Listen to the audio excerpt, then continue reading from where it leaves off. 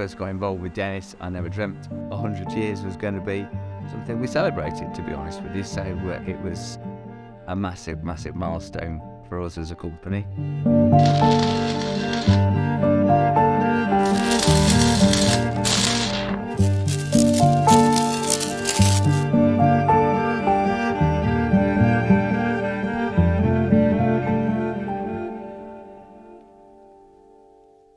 1981, we bought Dennis. That was a bankrupt at that stage, and my father bought it off the administrator back in, as I say, in 1981. Won the bid against Reg Allet, which was a great occasion, and then we shipped it all up to Derby, and basically set about reworking the product that was there, and then obviously developing multitude of others after that. So I was working away from the company. I did actually help to move it from Godstone as it was up to Derby, and then I went away working abroad until 1985, where my father contacted me and said, I think this Dennis job's it's a goer. We were only supplying spare parts at the time, but he was very confident that it had got legs for the future, invited me to come back and join the family business, and that's where I got started. So we did the Dennis Premier, we had the Dennis gang mowers at that stage, the small gang mowers, and the Paragon mower, which was a 24-inch, and we developed that into a 30-inch mower. And that's basically what we had. So very, very small beginnings, a small number of customers, which grew and grew and grew, and got ourselves back into the local authority market, back into the traditional markets that Dennis had enjoyed for the previous 60 years. My grandfather started Howardson originally back in 1938, and he'd always been an engineer through and through. We used to maintain an old Dennis mower for one of the local estates, so we knew the product and we knew that it was properly made, and that's why we bought it in the first place, because it was a brand that had the same values as we did as far as well engineered and such like. Well, my first year there at Howardson, when it was on a different site, the turnover was £40,000. This year that's just gone, it's £13.4 million.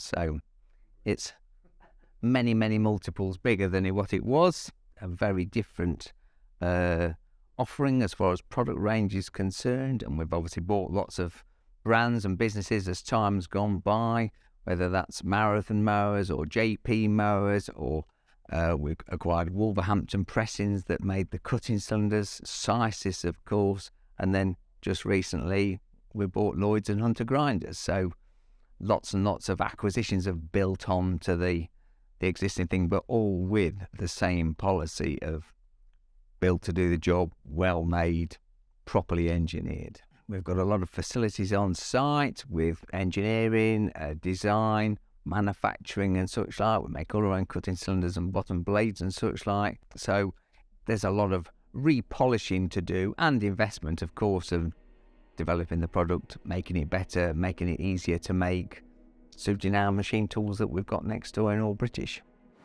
So All British is a partner business to Howardson Group. I'm a part owner of All British, and I've got a business partner here, Richard Allen, who's a very accomplished machinist, knows exactly how to make things tick. We've invested really heavily in here, over £5 million worth of investment over the last 8 to 9 years, and the very latest technology that we've got in here for lights out manufacturing, very, very accurate machines, predominantly Japanese.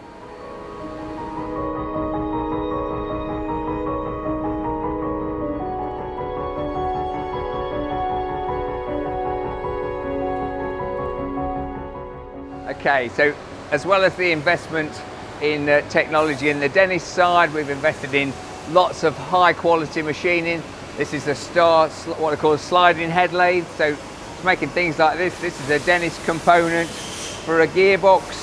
Comes off in a finished way, complete bar fed from the outside, and this machine will actually work lights out with no humans here at all, making these things through the night. So lots and lots of very accurate components coming off here. So we use a lot of castings within the organisation at Howardson. These are machined on 5-axis machine tools. This is for the FT, the rear roller there, all ready for final assembly. All cast locally, about 15 miles away at Burton-on-Trent, so lots and lots of local stuff. So as new technologies develop, we look for more innovative ways of manufacturing different components for Dennis. So these are some rear rollers for a new machine that we're bringing out. It's actually machined from a solid billet of aluminium that you can see. And then we use the 5-axis machine here. We put the billet on and the finished item comes off when we open the door. This is what it's all about now. It's cutting down how much manual handling you have to do and such like. So this is the roller. We've stopped the machine mid-cycle so you can see. This is the roller billet that you see there. This is the tool. There are 70 odd tools in the side here, and then this is machining this here, and then this whole thing will spin around and machine the other side on this spindle here, and it can also work in the horizontal mode. So very, very sophisticated machine. It's about 350,000 for a new one, so we need to look after them. And we've got 4 of these now, just ordered another one as well. So it increases the capacity of what we do. All of the aluminium swarf that you see here, this all goes for recycling, and then that's made into more aluminium from there. So it's a very efficient and clean system. So in order to produce the spiral, which is the fundamental part of the cutting cylinder, it's a very specialised process to get this helix absolutely right, so it's presented correctly to the bottom blade. Absolutely critical. So we buy this material in. This is a special boron steel, so it doesn't shatter when the operator's using it. This is manufactured in the UK as well, down in Birmingham. That comes into us at an 8 or 10 ton loads. It comes through this machine here, which I know it doesn't look much, but it's a very specialised machine, and that takes the flat strip and creates that helix from there. So that in itself is a pretty specialised thing. That then goes across to Birmingham again to be heat treated, to be hardened, because this is in the soft state.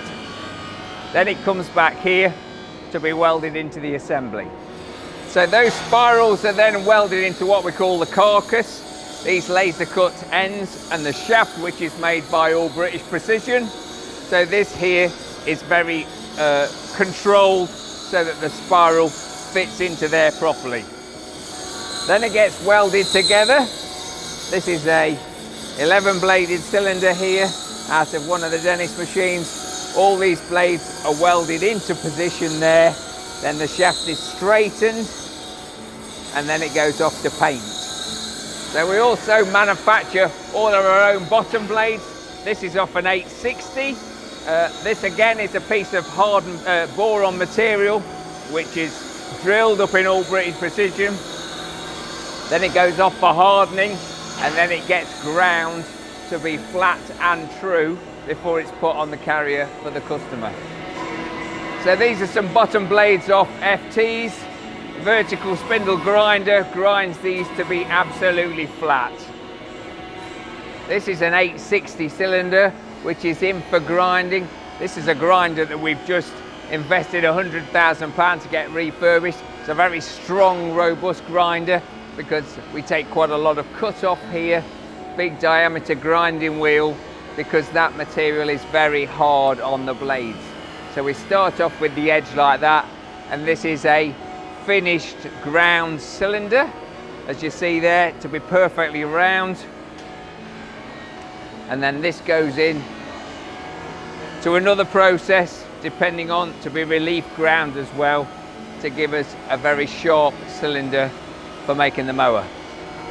So this is the grinding of the bottom blade on the block to make sure it's absolutely true. We use Hunter grinders on our shop floor here predominantly for doing this job, which is why we bought Hunter grinders in the first place. So this gives you a true flat bottom blade.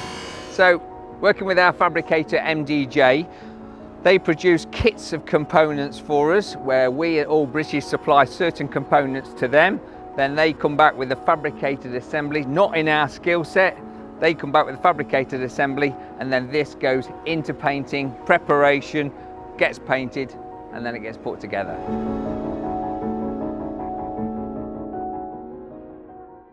The business here is manufacturing of steel fabricated components. So we cut steel, form steel and weld it together. So for Dennis, again, we are cutting sheet steel, decoiled steel, tube in different sections, manipulating it, pressing it, forming it, and then welding it together. The process starts with the material coming in sheet form and going onto a flatbed laser cutting machine, which cuts the materials out in all different forms and shapes from the CAD designs that are supplied to us by Howardson Limited. We then take it to another process, which is into a press brake cell, which will then bend the steel, again working alongside with their drawings and designs. The product then goes into a weld shop and it will get welded together in various different forms to make chassis, handles, etc. There is a tube element to it where we will cut and form tube, and then that also gets incorporated into the sheet metal product, and thus making the different components of chassis and handles, etc. We have different welding processes that we use. We have manual TIG welding, which we prefer to use on the aluminium goods that we make. It is a very in-depth and controlled welding process. We also use MIG welding, which is a different process, a more automated process, but again done by hand. And then we have robotic MIG welding. So depend on what the product is, what the volumes and what the intricacy of the welds required is which process we use. So we've been working for Dennis for over 15 years now. Dennis require a very high level of quality, and this is something we can give and achieve beyond hopefully their expectations. They are very innovative in how they work. They're constantly looking at designs and improving the processes and improving the final product of what they do. And we work very closely with them, especially at the design stage. So we're the people that advise them on what is and is not achievable from a manipulation and fabrication point of view. So what limits they can achieve. And for us to keep up with them, that means that we are investing heavily in machinery, technology, and also staff training so that we can support them as a manufacturer to keep their product ahead of everybody else. Working for Dennis, there's a lot of pride involved for myself and all the staff at MDJ. Supporting a company that make a product that's recognised globally as the best in the world is a real honour for everybody here. And seeing products go into several World Cups has been an absolute thrill, and the people that work alongside us are texting and making phone calls saying they've seen a lawnmower on TV and such like, and that is absolutely tremendous. So Dennis is very important to us, not only the people that we employ here, but the people they employ, creating a lot of indirect employment from the local area. I think technology, our ability to design things through CAD design and such like, help us to make things better. We don't build any obsolescence into our product. It's there. It will go on for years and years as long as you continue to maintain it. All the parts are replaceable. They're all recyclable as well, which is also important. But we're developing, with the technologies that come available, electric motors, battery power, and such like. There's all manner of innovations that have taken place with our full range of battery products that we've now got that wasn't even available 4 years ago, let alone 10 years ago. So technology is changing. We need to be connected very closely with what's happening out there in the market, which is what we do. So I've been here just under 4 years now. So started at the beginning of the sort of electrification process and have seen that through from beginning to where we are now and where we're moving to in the future. My job role being a design engineer here involves a bit of everything really, from your initial concept to product development and all the problems that go around out on the shop floor, making sure everything is manufacturable and any faults are picked up in that process before they go out into the field and any customers see those. So when a concept first comes in here, we'll usually knock a few ideas around in the engineering department here, try and come up with a bit of a skeleton to work from, and then try and put some concepts together on the CAD and how we would manufacture and produce that here. So with over 100 years experience, there's a lot of the mechanical side of it that's already there, but my role is also pushing everything into the future. So the massive challenge is moving from petrol to electric, and I'm learning every day on that side of it. A lot of the mechanical side is there and the principles have been proven out over a long period of time, but then taking that step to a new technology. The most satisfying part of my job is seeing things go from initial concept all the way through to finally being delivered to the customer and seeing them being used in the field. So you've got everything from concept, putting those first prototypes together and building them, to pushing it through into manufacture and getting the guys on the shop floor to put them together on a regular, consistent basis. My job involves a bit of everything from all the 3D CAD and modelling, coming up with the concepts and putting those into a manufacturing principle and doing all the engineering drawings to go alongside that, and producing the first prototypes, getting hands-on to build those up, as well as getting the guys on the shop floor to get up to speed on the process of how they need to go together and all the principles that need to go with that. So for example, we've got one of the small machines here I've been working on. We can put it all together on the 3D CAD. We can cross-section through there and check all our limits and fits before we actually have to physically have any parts machined or manufactured.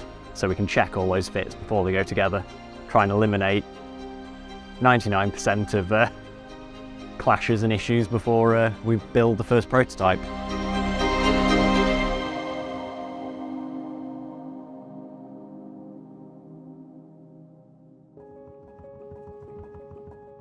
I've been working at Howardson Group now for 5.5 years.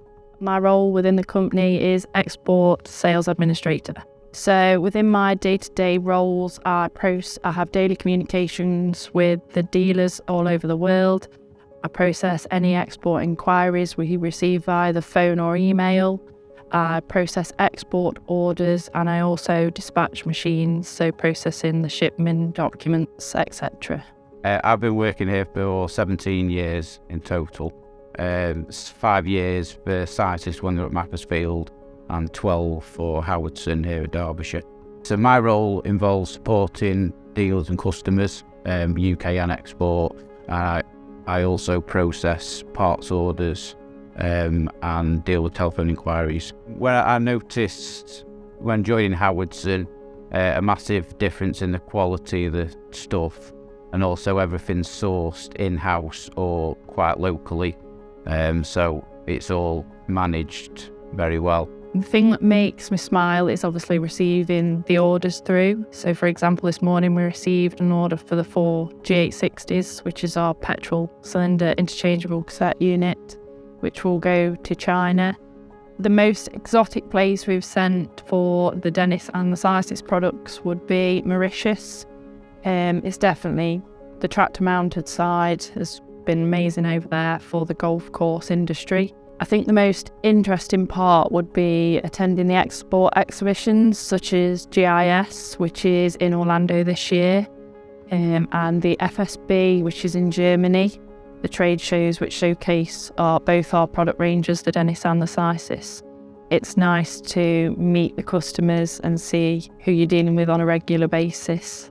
Working here at Howardson definitely feels like working as a family.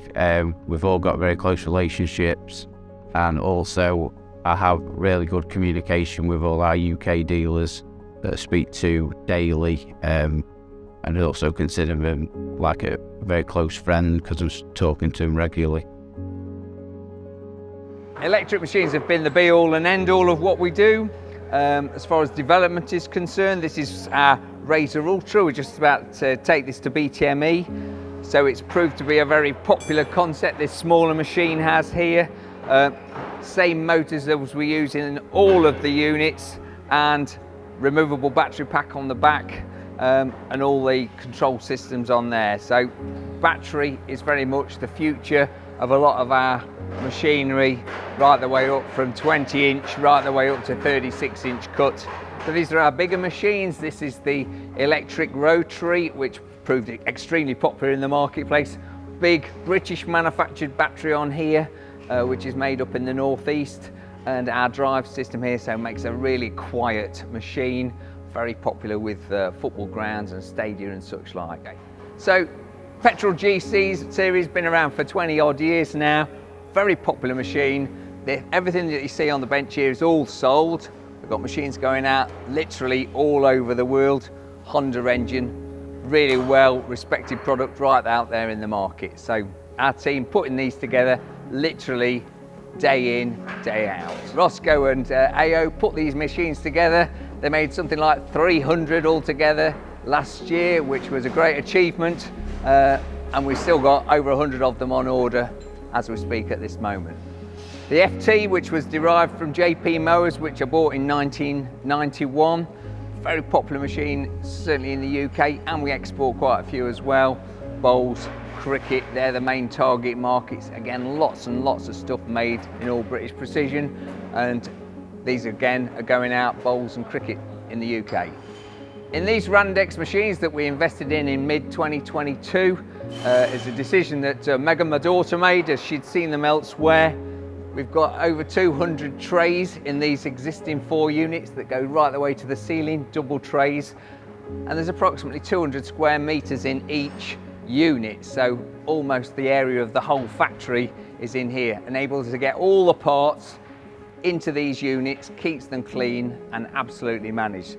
So system brings the machine, brings the parts up that we need, and then as an example on this one here, it's asked for a particular component here.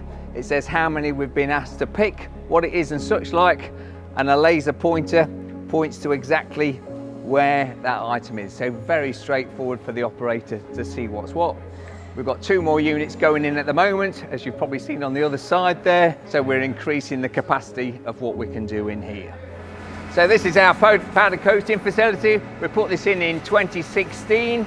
Absolutely essential for great quality on the paint there on products. We're currently painting Citrus yellow. We can change the colour over.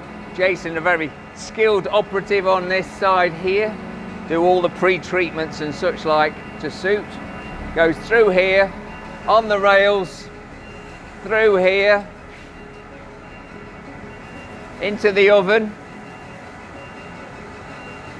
and there it's baked for about 20 to 30 minutes depending on the size of the components. So once it's baked in the oven, brought out on the rails here, these are the cutting cylinders which we manufacture down at Crocodile, just come out of paint there, and then they go down there to be ground for final finish before they come back into assembly. Our marketplace is the whole world now, and with the new products we've taken on with Lloyds and Hunter, it really is the whole world. Anything to do with grass, golf, cricket, football, rugby, whatever, they are all potentially our customers with the wide product range. What we need to do is to leverage everything in the company to get it so that we can do the whole lot for the whole world. I think it's very obvious to me that there are lots of developing countries really coming on. This morning, probably heard when you were speaking to Emily, we sold 4 machines to China.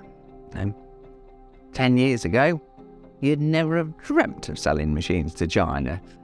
I think we've got to be open-minded. We've built a very, very strong company foundation. That has been my fundamental, as my father's fundamental and my grandfather's too. A strong company base. We're now capable of doubling where we are and beyond.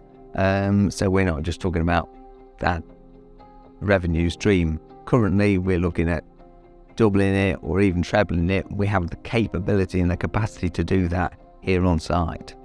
We have to be a profitable business in order to reinvest in infrastructure within the business, whether that be vehicles, whether it be equipment like more of the Randex units, and obviously the people. We have to invest in people to upskill them to where they are. There aren't ready-made lawnmower assemblers out there in the marketplace. We have to invest in those there. So strong company, critical investment in all things to make the job easier, faster, and safer as well.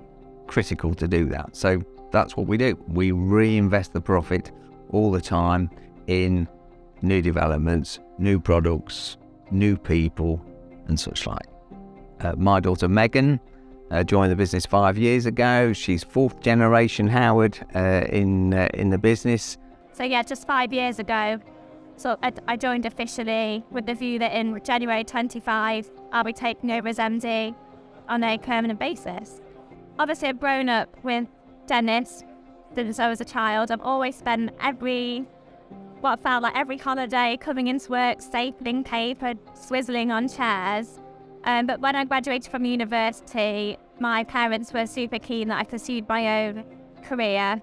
They didn't want us to go down the route of working in the family business. So even though it's something I always wanted to do, because I was so passionate about, seeing my father grow Dennis from basically nothing to a successful organisation and brand.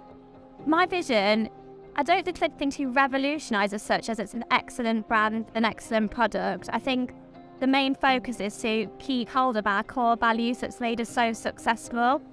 The tricky thing when a business is growing is to keep that small feel and the service and personalised experience that every single customer has.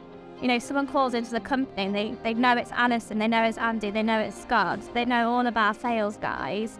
And to keep that relationship is the bit that I think is going to be so important moving forward. You don't want to end up as one of these faceless, multinational companies where you're waiting on the phone for 2 hours, you go to someone you don't know, because that's the bit that's really special. We will continue to plough investment into developing our products, continue to innovate with the battery ranges, and move on to whatever technology comes next. But at the end of the day, people buy from people, and keeping that relationship at the forefront of what we do, I think is really, really important. She's MD in waiting. We're in a transitional stage at the moment when I'm handing over the baton of responsibility of, if you like, MD-ship to her over the next few months. And I will continue to be involved in the business, but she can get on and run it for the next generation. And it is our intention to keep it a family business, family owned, and run like a big family, because I think we're pretty unique in that in our industry, certainly.